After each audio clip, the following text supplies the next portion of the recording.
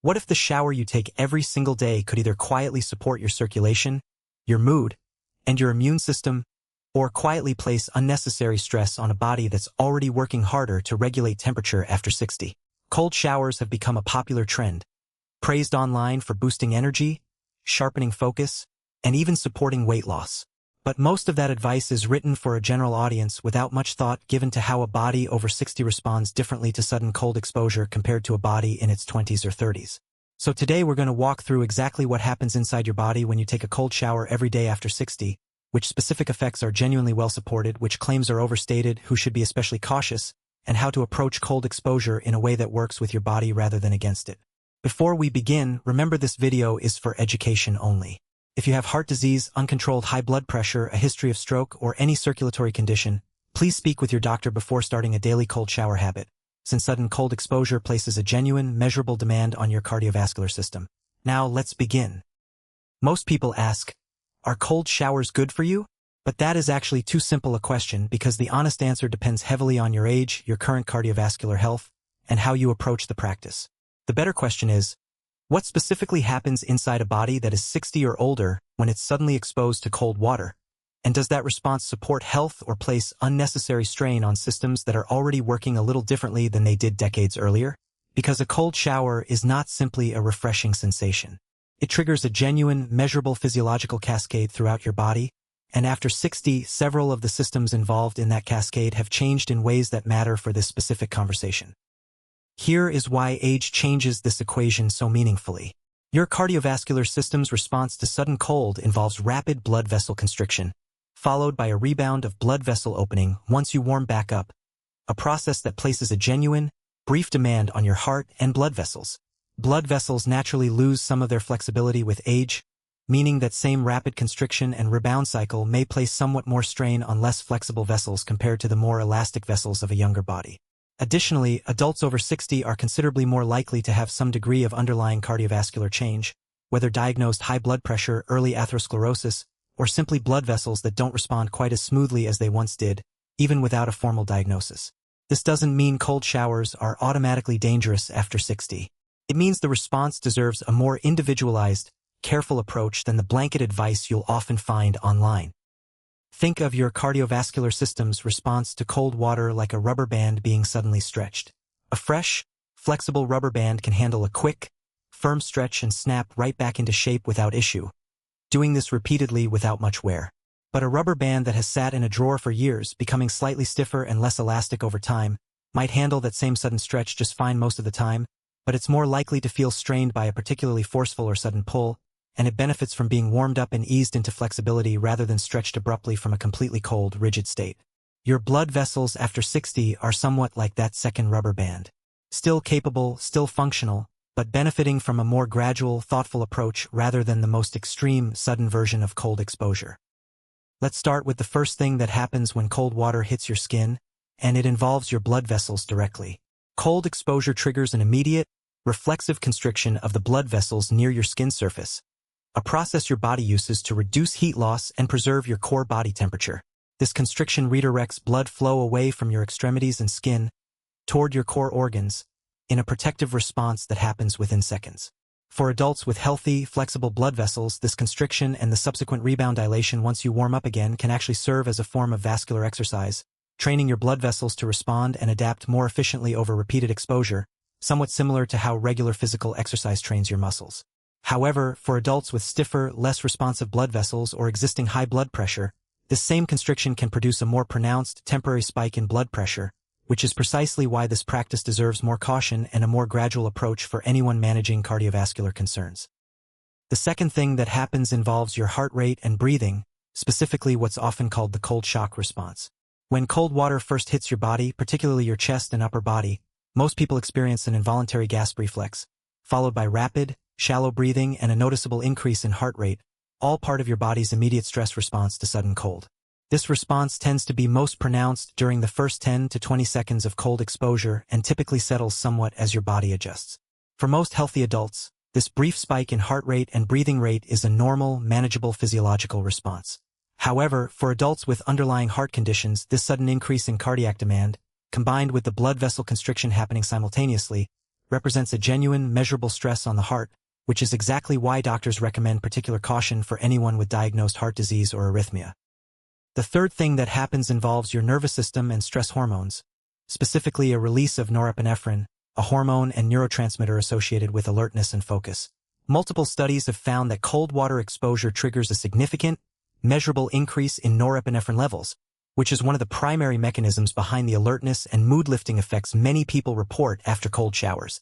This norepinephrine increase can persist for a period after the cold exposure itself has ended, contributing to the sense of sustained mental clarity and energy that draws many people to this practice in the first place. This mechanism appears to remain largely intact regardless of age, meaning the alertness and mood benefits of cold exposure are not primarily diminished after 60, unlike some of the more cardiovascular-specific considerations already discussed. The fourth thing that happens involves your immune system, an area of genuine, if somewhat limited, scientific interest. Some research has found that regular cold water exposure is associated with modest increases in certain immune cell activity and a reported reduction in the frequency of common respiratory infections among regular cold water practitioners, compared to those who don't practice cold exposure. However, this research is not as extensive or definitive as the cardiovascular and mood-related findings, and the specific mechanism behind any immune benefit remains somewhat less clearly understood. For adults over 60, whose immune systems may already be functioning somewhat differently than in younger years, this potential benefit is worth mentioning, but should be considered a modest, supporting possibility rather than a strongly established guaranteed effect. The fifth thing that happens involves your mood and mental health more broadly, beyond just the immediate alertness from norepinephrine. Some research suggests that regular cold water exposure may be associated with modest improvements in mood and reported symptoms of low mood over time, though the research in this specific area remains in relatively early stages and involves smaller study populations. The proposed mechanisms include the norepinephrine release already discussed, along with potential effects on other neurotransmitter systems, and a general sense of accomplishment and resilience that many people report from intentionally choosing to complete an uncomfortable but manageable daily practice. For adults over 60 navigating life transitions like retirement, loss of loved ones, or reduced social engagement, this psychological dimension, the sense of daily accomplishment and resilience, may carry meaningful value alongside any direct physiological mood effects. The sixth thing that happens involves inflammation and muscle recovery, an area frequently discussed in the context of athletic recovery but also relevant for adults managing everyday muscle stiffness or joint discomfort. Cold exposure causes blood vessels to constrict, which can temporarily reduce blood flow and swelling to a particular area, similar to the principle behind using an ice pack on an acute injury. Some people report that a cold shower helps reduce general muscle stiffness or joint discomfort, particularly first thing in the morning or after a day involving more physical activity than usual. However, it's worth noting that some research on cold exposure and exercise recovery has actually found that regularly using cold exposure immediately after strength training may blunt some of the muscle adaptation benefits you'd otherwise get from that exercise, since some of the inflammatory response your body generates after strength training is actually part of how muscles adapt and grow stronger. This means timing matters, and using a cold shower on a rest day or well after a workout, rather than immediately following strength training specifically, may be a more thoughtful approach if muscle building is one of your fitness goals. Now let's talk about the seventh thing that happens, and this one involves sleep, an area where the research suggests some nuance depending on timing.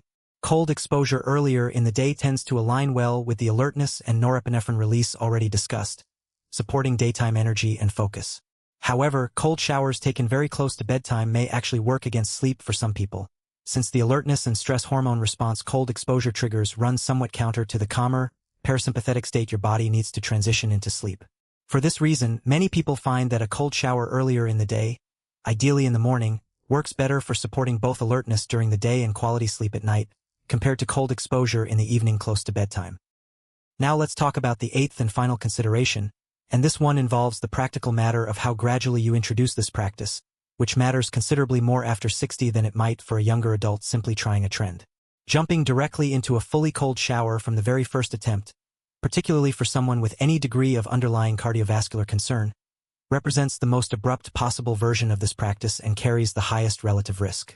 A more gradual approach, starting with warm water and gradually reducing the temperature over the final 30 to 60 seconds of a normal shower, rather than beginning with fully cold water from the start, allows your cardiovascular system to adjust more gradually rather than experiencing the most extreme version of the cold shock response all at once. Building up slowly over several weeks, gradually extending the duration of the cold portion and gradually lowering the temperature further, tends to be both safer and more sustainable than attempting the most intense version of this practice immediately. Now, before we go further, let's debunk a few common myths about cold showers specifically. For years, many people believed that colder is always better, and that the most intense, prolonged cold exposure produces proportionally greater benefits than a milder, shorter version. Some believe that cold showers are a meaningful weight loss strategy on their own, based on the modest increase in calorie burn associated with your body working to generate heat during cold exposure. Some believe that cold showers are equally appropriate and equally low risk for every adult, regardless of age or cardiovascular history. And some believed that if a practice is popular and widely praised online, it must be universally beneficial without meaningful individual variation in response.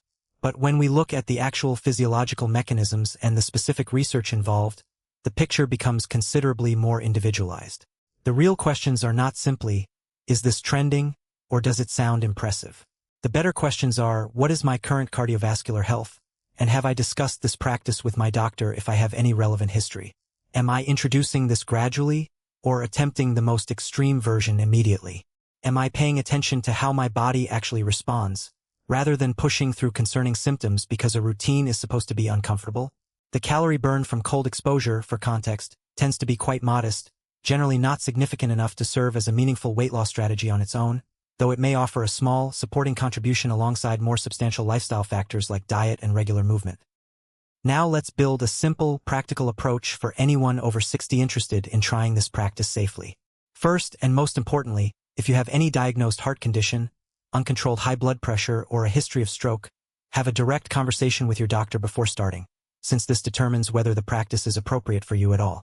Second, begin gradually rather than jumping directly into a fully cold shower, starting with a normal warm shower and simply reducing the temperature during the final 30 seconds, then slowly extending that cold portion over several weeks. Third, practice earlier in the day, ideally in the morning, to align with the natural alertness benefits and avoid potentially disrupting sleep later in the evening. Fourth, pay close attention to how your body responds during and after each session, including your heart rate, any chest discomfort, dizziness, or unusual shortness of breath, stopping immediately and seeking medical attention if any of these occur. Fifth, avoid combining cold showers with other significant physical stressors on the same day, such as intense exercise or extreme heat exposure like a sauna, particularly as you're first introducing the practice, since combining multiple cardiovascular demands may compound the overall stress on your system. Sixth, if you're using cold exposure specifically for muscle recovery after strength training, consider timing it several hours after your workout or reserving it for rest days, rather than immediately following intense strength training sessions. Let's talk a bit more about specific warning signs that indicate cold exposure may not be appropriate for you, or that you should stop and consult your doctor even if you've already started the practice. Chest pain, pressure, or tightness during or after cold exposure is a signal to stop immediately and seek medical attention, as is significant dizziness, lightheadedness, or a sensation that you might faint. An irregular or notably rapid heartbeat that doesn't settle within a few minutes after finishing is worth mentioning to your doctor promptly. Significant shortness of breath beyond the brief, expected gasp response in the first several seconds is also worth taking seriously. None of these signs are common in healthy adults practicing a gradual, thoughtful approach to cold exposure, but knowing them in advance allows you to respond appropriately rather than second-guessing whether a concerning symptom is simply part of the expected discomfort. Let's talk briefly about skin and hair, since this is a commonly mentioned but somewhat overstated benefit associated with cold showers. Some people report that cold water leaves their skin feeling less dry or their hair appearing shinier compared to consistently hot water, and there is a reasonable physiological basis for at least part of this claim. Hot water can strip more of the natural oils from your skin and hair compared to cooler water, and adults over 60 often already experience naturally drier skin due to age-related changes in oil production, meaning consistently very hot showers may compound that dryness over time. Cooler water, by comparison, tends to be gentler on these natural oils. This doesn't mean a fully cold shower is required to protect your skin, since simply using warm rather than very hot water can achieve much of the same benefit without the more significant cardiovascular demand of full cold exposure. If skin dryness is your primary motivation rather than the alertness or mood benefits discussed earlier, a moderate temperature adjustment may accomplish your goal without needing to pursue the most extreme version of this practice. It's also worth discussing breathing specifically, since how you breathe during cold exposure meaningfully influences how manageable the experience feels and how your body responds. The instinctive gasping and rapid, Shallow breathing that occurs in the first several seconds of cold exposure is a normal reflex, but consciously slowing your breathing shortly after that initial reflex, taking deliberate, slightly longer exhales rather than continuing to breathe rapidly and shallowly, can help activate your calmer nervous system response even while your body continues managing the cold exposure itself. Many people find that consciously focusing on steady, controlled breathing during the cold portion of their shower makes the experience feel considerably more manageable and less overwhelming than simply enduring it while breathing rapidly and irregularly. This is a simple, practical technique worth practicing specifically, rather than assuming your natural instinctive breathing pattern during cold exposure is necessarily the most helpful one. Let's also address duration specifically, since this is a detail many people wonder about once they've decided to try this practice. Research on cold water exposure generally suggests that even relatively brief exposure, as short as 30 seconds to 2 minutes, is sufficient to trigger the norepinephrine release and other physiological effects discussed throughout this video, meaning a lengthy, prolonged cold shower is not necessarily required to experience meaningful benefit. For adults over 60 just beginning this practice, starting with a duration on the shorter end of this range, even as brief as 15 to 30 seconds initially, and gradually extending that duration over subsequent weeks as your body adjusts, tends to be a reasonable, sustainable approach rather than assuming a longer duration is automatically more beneficial. But have their blood pressure well controlled and have discussed the practice with their doctor? For many adults in this situation, a gradual, moderate approach to cold exposure, rather than the most extreme version, can often be incorporated reasonably, though this should always be an individualized decision made in conversation with your own doctor, who understands your specific medication, your blood pressure control, and your broader cardiovascular history, rather than following general advice from any single source, including this video. And what about people who try a gradual approach and simply find the sensation too uncomfortable or unpleasant to continue, even after giving it a genuine attempt over several weeks? Cold showers are not a required or essential health practice, and many of the benefits discussed today, including mood support, alertness, and modest circulatory training, can also be supported through other means, such as regular exercise, adequate sleep, and stress management practices like the paced breathing technique many people use for other health goals. If cold showers simply don't appeal to you or don't feel sustainable, there's no need to force a practice that consistently feels miserable rather than invigorating, since consistency and genuine sustainability matter more for long-term health than any single specific practice. Let's also mention a middle ground option that some people find more approachable than a full cold shower, which involves ending a normal warm shower with just a brief, 30-second blast of cooler, though not necessarily fully cold, water focused primarily on the legs and arms rather than the chest and torso where the cold shock response tends to be most pronounced. This more moderate approach can offer some of the alertness and circulatory benefits discussed today with a somewhat gentler introduction to cold exposure, which some people find to be a more sustainable middle ground, particularly when first exploring whether this practice is right for them. Now let's summarize everything in a simple way. Taking a cold shower every day after 60 triggers a genuine cascade of physiological responses, including blood vessel constriction that can serve as a form of vascular training in healthy adults but places more meaningful strain on stiffer, less flexible blood vessels, an increase in heart rate and breathing known as the cold shock response, a release of norepinephrine that supports alertness and mood, potential modest immune system support, possible mood benefits tied to both hormonal effects, and a sense of daily accomplishment, effects on inflammation and muscle recovery that depend meaningfully on timing relative to exercise, and effects on sleep that depend on whether the practice happens earlier or later in the day.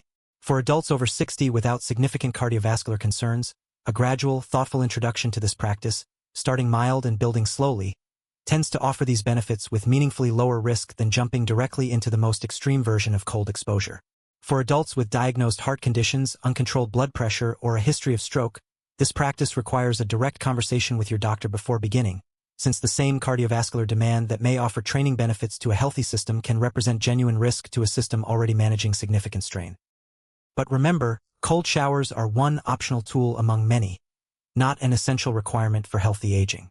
The alertness, mood support, and circulatory benefits associated with this practice can also be supported through other, gentler means, and there's no need to force a practice that consistently feels overwhelming or genuinely unpleasant, particularly if you have any relevant cardiovascular history that hasn't yet been discussed with your doctor. So today, if you're curious about trying this practice and have no relevant cardiovascular concerns, or have already discussed it with your doctor, start small. Simply reduce the temperature during the final 30 seconds of your normal shower rather than attempting a fully cold shower from the very first try. Pay attention to how your body responds, and build gradually from there over the coming weeks, rather than expecting to master the most intense version immediately. Now, I want to hear from you. Have you tried cold showers before, and if so, how did your body respond? Do you notice a difference in your energy or mood on days you try it compared to days you don't? Share your experience in the comments below. Your story may help someone else watching this video decide whether this practice is worth exploring for themselves. If this video helped you, please like, subscribe to Nutri, and turn on notifications so you don't miss more simple, practical health strategies for adults over 60. And next, watch our video on why your hands and feet are always cold after 60, because how your body manages circulation and temperature regulation connects closely to both of these topics, and understanding one often helps you understand the other.